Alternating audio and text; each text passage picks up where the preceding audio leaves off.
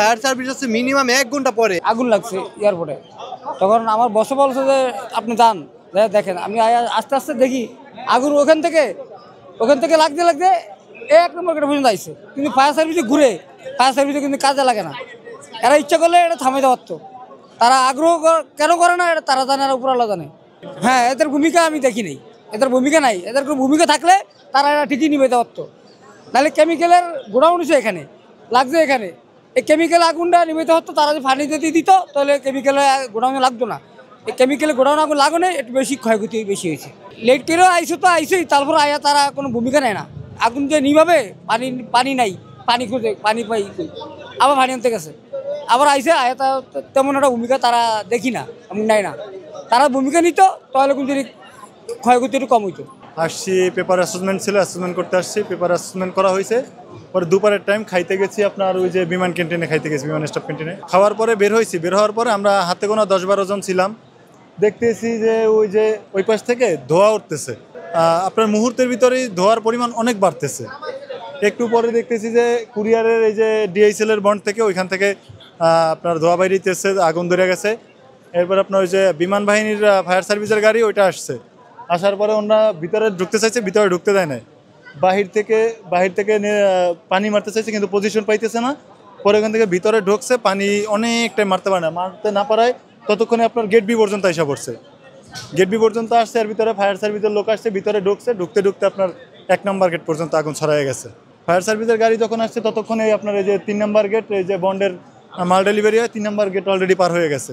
অবশ্যই দামি জিনিস আছে। আমার একটা পেপার করা আছে আপনার, গতকালকে পরশুদিন বৃহস্পতিবার একটা পেপার করছি, 25 লাখ টাকা ট্যাক্স। আমি ট্যাক্স জমা দিই নাই এখনও, পেপার করা আছে, সম্পূর্ণ পেপারের কাজ কমপ্লিট, শুধু ট্যাক্স জমা দিয়ে মাল নিয়ে যাব।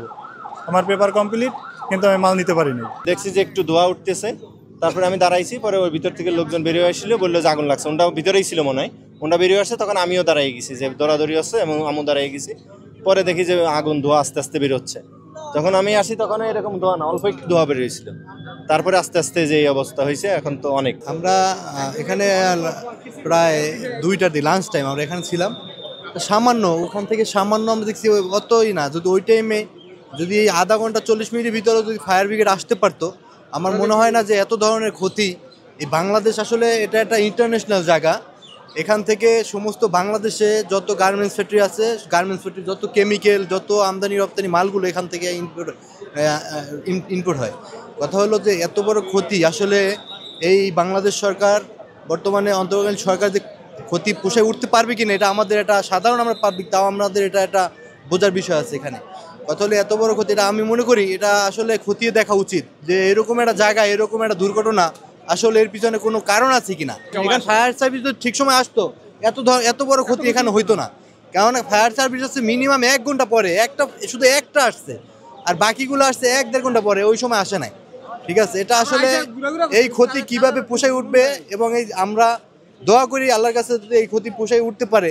হাজার হাজার লক্ষ লক্ষ মানুষের কর্মসংস্থান, এখান থেকে প্রতিটা মানুষ, অনেক এক ফ্যামিলিতে 5 জন লোক আছে, এই জায়গা থেকে রিজিক তাদের। যেমন এইটার কারণে আমাদের এই যে কার্গো, এই পার্কিংটা, এটার কারণে আমাদের চলে, এই গেটের কারণে আমাদের এই পার্কিংটা চলে। কথা হলো যে আমরা আসলে এই ক্ষতি পুষাই উঠতে পারবো কিনা আমাদের। যেমন এখান থেকে দেখেন আপনি, এমন দৈনিক প্রায় 4 থেকে 500 গাড়ি আনলোড হয়, লোড হয় এখান থেকে। হঠাৎ করে এরকম একটা দুর্ঘটনা, আসলে এই দুর্ঘটনা আমরা আসলে আগুন লাগার মূল কারণ তো আসলে এটা খতিয়ে দেখতে হবে। আসলে আমার মনে হয়, যেটা আমার ব্যক্তিগতভাবে মনে হয়, যদি আজকে বন্ধের দিন এরকম একটা দুর্ঘটনা এখানে হবে, এখানে আসলে এরকম একটা ইন্টারন্যাশনাল জায়গায় এরকম একটা দুর্ঘটনা আসলে কাম্য না। তারপর আমরা বলবো সরকারকে, যে সরকারের ঊর্ধ্বতম কর্মকর্তাকে, সিভিল এভিয়েশন আছে যারা, সবাইকে বলবো যেন এটা আপনারা একবার গুরুতরভাবে খতিয়ে দেখেন।